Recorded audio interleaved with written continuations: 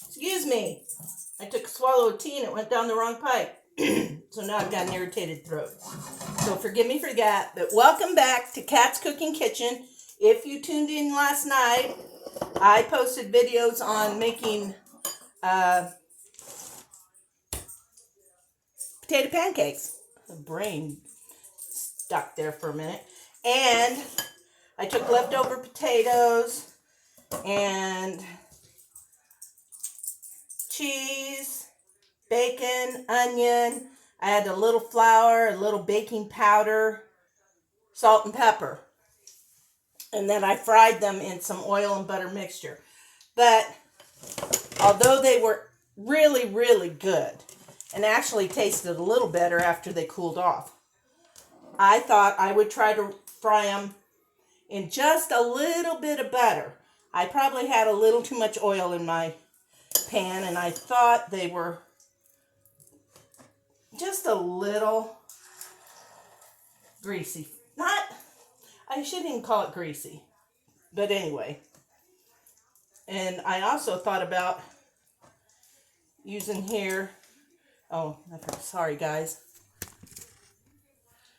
Thought about using some panko breadcrumbs to give them a little bigger crunch instead of breading them in more flour.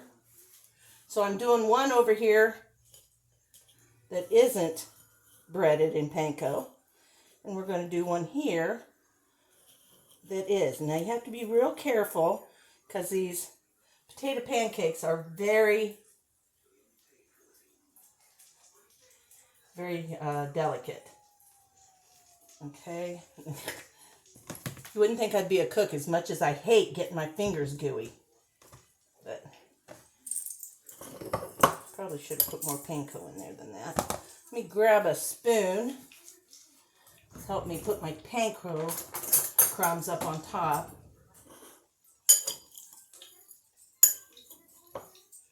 I didn't want to put too many panko crumbs in, so I wasn't sure how many I was going to use. Okay, there's another crusted one. And I have it down clear and low, so I think I'll go medium low. Some more panko crumbs. And you could use like cracker crumbs or something too if you're not frying in a deep oil, because cracker crumbs would just soak that grease right into them and it wouldn't necessarily be all that good.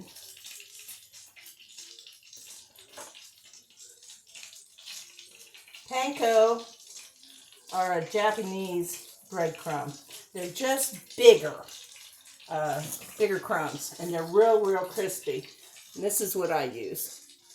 I think it's Kikkoman. Yeah, Kikkoman breadcrumbs.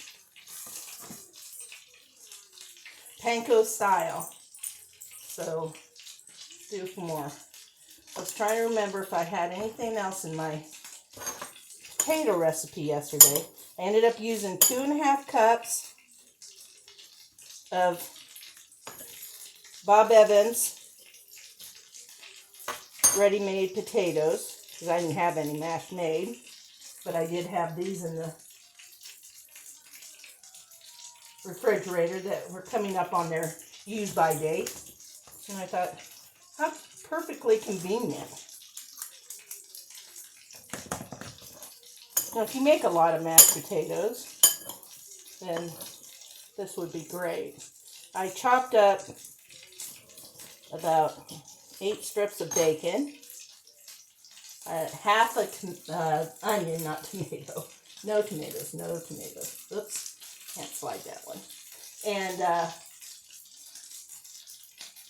I chunked up some cheese. I had a big block of cheddar cheese, so I just cut it into little 1/4 by 1/4 inch squares. Sliced it and diced it. I'll tell you, these are yummy. Now I only used about 1/2 teaspoon or so of pepper and about 1 teaspoon of salt. Was not enough pepper in there, so I added about another half teaspoon of pepper in there. Let me rinse my fingers a little bit. We got these going nicely. And oh, my rag's dirty. That one needs to go in the laundry.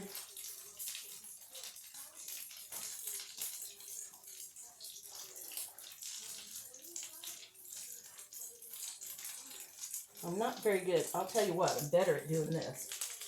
Here.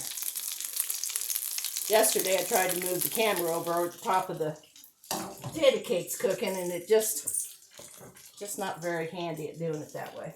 So now still have to be very careful. This one especially, it's delicate. Oh, that looks good. And then I'm going to smash that one down a little more because I couldn't smash it down. Oh, these are looking great, y'all. Oh, it'll be a perfect little snack for our lunch. I'll see how delicate they are. That one kind of fell apart. I think I'll leave those alone. And I also think I'll get a little more butter.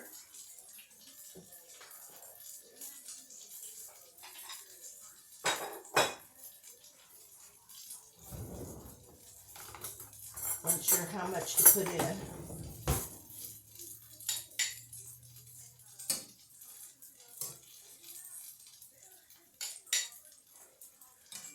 There's a tablespoon.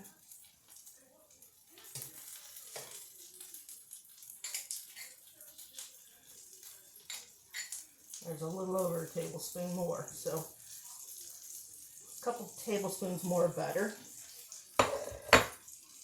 I do want them to get a little crisp with the butter and not be oily. I can't wait to taste these. These are going to be good. I know they're going to be good.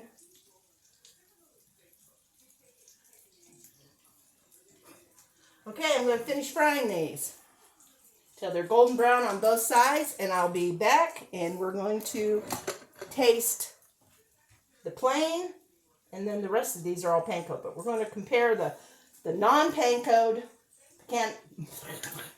potato cake to the breaded with panko potato cake.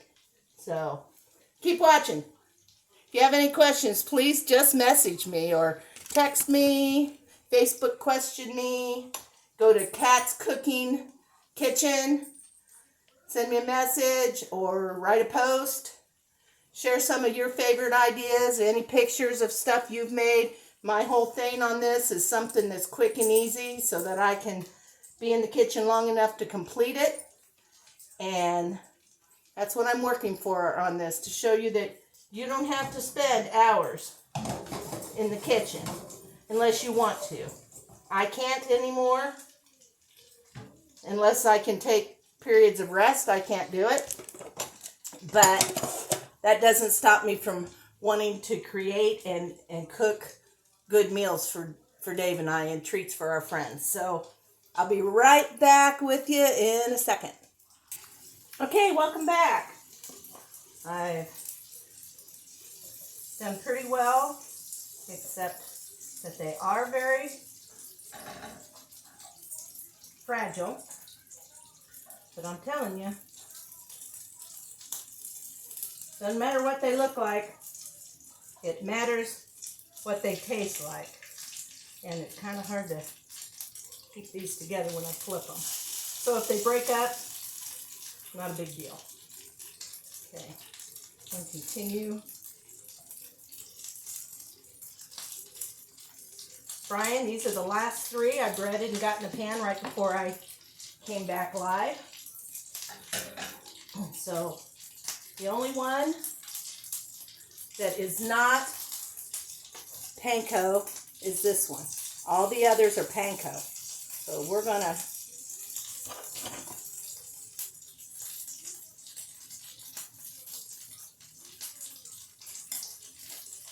try the non-panko one.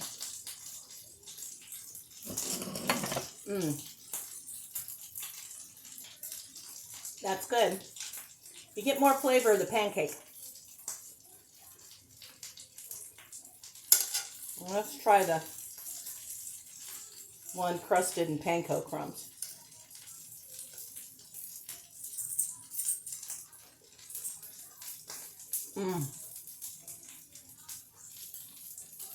Those are good. Those are really, really good.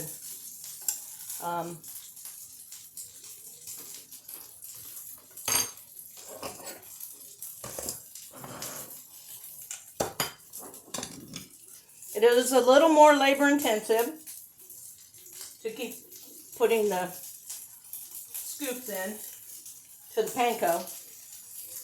But I'm telling you, it's worth every minute of it. Every minute. They give them that fried, crispy taste, even though they're not. I don't know how many times I grabbed this stainless steel handle and burned myself. Oh, those are getting a little dark because I turned my heat up. There we go. Get them a little crispier before you turn them, and they'll turn better. Look at these. I'm telling you, you got to make some of these. Let me go over the recipe with you in case you didn't see the other video. And that was 1 container of Bob Evans original mashed potatoes. And I added half a cup of flour, half a cup or so of diced cheese. You can use shredded. I mean, you know, do it by look. You know, stir your cheese in, see if you think it looks cheesy enough. And like I said, there was 8 pieces of cooked bacon crumbled in there. Teaspoon of salt, teaspoon of pepper, a tablespoon of baking powder. And y'all, I don't think there's anything else in it. I'm trying to think. Cheese, bacon, flour. I think that's it. If it's wrong, I'll make a correction when I post this under comments. So make sure if you watch the video, you check for a comment from me in case I mess something up. But I'm telling you, got you some good stuff. Be great with leftover gravy. Be great to make in the morning with your pancakes and your eggs, your ham, bacon, sausage, whatever. You know, if you got leftover ground turkey or chicken, use that. I mean, this would be just throw it together. Throw it together pancake, potato pancake. And if you make these, you're going to love them. They're really good. So, Connie Joe, there we are. I told you I was going to do this today, and here they are. So all done, and the panko works great. I will do them this way, not with flour anymore, not in a heavy oil or anything like that. I mean, even though I fried them in vegetable oil, they tend to soak that up. And if they soak up a little of the butter, it just makes them taste better. They're not too rich, but they're really, really good. So thanks for tuning in. I'm glad you all do. I'm glad to have so many followers already and just starting this a couple months ago. Oh no, about 3 months ago now. So just keep tuning in. I like to bake. I like to do keto and low carb. I have a keto recipe, and I can't remember right now off the top of my head what it is. If it's a salad or a casserole, I can't remember. But if you're doing low carb or keto, go to YouTube, and I'm sure it's on the Facebook page as well, to Kat's Cooking Kitchen, and look up broccoli salad. And if you're not dieting, you can use regular sugar. The only thing I changed in this recipe was I added some monk fruit granulated sugar for the no calories, no sugar. And man, I'll tell you, people that I had tried this. They don't diet. They don't do diet sugars or, as they would say, fake sugars. Um, they didn't know. They didn't know at all. They didn't know that that wasn't a real, you know, regular granulated sugar instead of being monk fruit. You can't tell. Taste is there. They make brown sugar now. I was so excited 3 years ago when I found it. They make brown sugar.